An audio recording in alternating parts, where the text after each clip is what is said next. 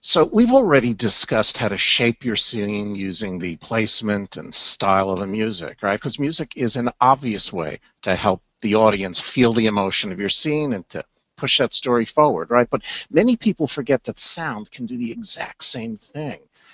There's this axiom that the most visible difference between an amateur production and a professional one is sound. And often that really, they're talking about production sound, but they don't consider post-production sound. That's absolutely true, as in post as well as in production. The world of sound, sound making, sound editing usually involves someone who is creating the sound for your project. That may be you, it may be someone dedicated to that task, but regardless of who it is, you need to start thinking about sound. So I do something called a spotting session with my sound designers or sound editors. But much as we talked about in the music section, I also call an adjective session because we're going to be putting adjectives to the type of sounds that we've got here. Right? So for that, I'm going to take a look at the same scene, or one of the same scenes that we took a look at earlier for music. This is the scene from Potter's Field. And what we like to do in the spotting session is to turn off all music, and conceivably, depending on where the sound comes from, we might even turn off all of the sound. And then I'm just going to turn off all of my sound here. And then we're going to take a look at the scene. If there's a sound designer there, I'm going to begin to go through with them and talk about what the sound should do. So I'm going to be talking about what's right outside that frame.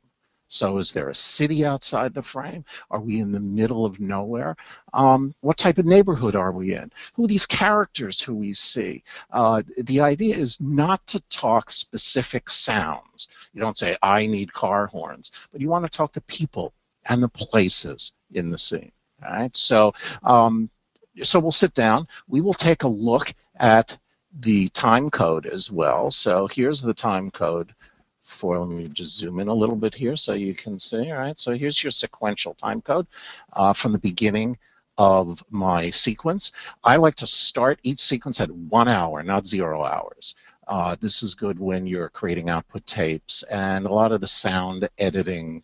The digital audio workstations need to have this kind of time code set up. So I started 1 hour at the beginning of my timeline, and make sure that we can see that time code because I'm going to start talking characters. Remember we talked about the lean forward moments and how each scene has a shape that's important in terms of pushing that forward, pushing your story forward and getting the real impact of the scene. Well, we'll do the same thing here. So I have just put a couple of markers in here at the areas where, where there are lean forward moments. And we're going to talk about that sort of thing with our sound designer. Here, the lean forward moments that we've decided are important. One that Daryl is really leaving his brother Sebastian here to be buried. The second one is when he decides, this really isn't right. Sebastian deserves more than that. And the third one is when he finally says, I've gotten Sebastian some respect in his death, and I feel better about it. These are the three. Here's one. Here's a second one. Here's the first one.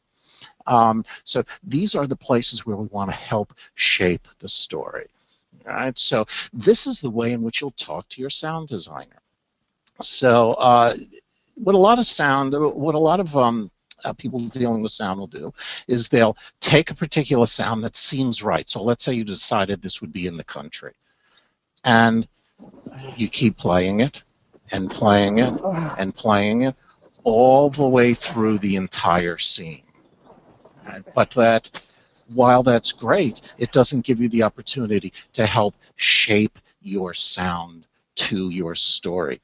I'm just going to press a Shift-Z so we can see the entire timeline here. So that's the a general atmosphere of it. But what happens if I really want to help the audience get into Daryl's character?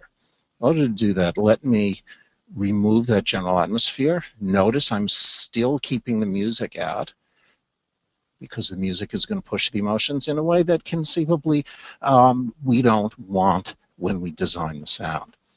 Later on, we'll put them all together in the mix, but for now, not so important. So let's take a look then. Let's say that at the very beginning of the scene, we don't know exactly where we are.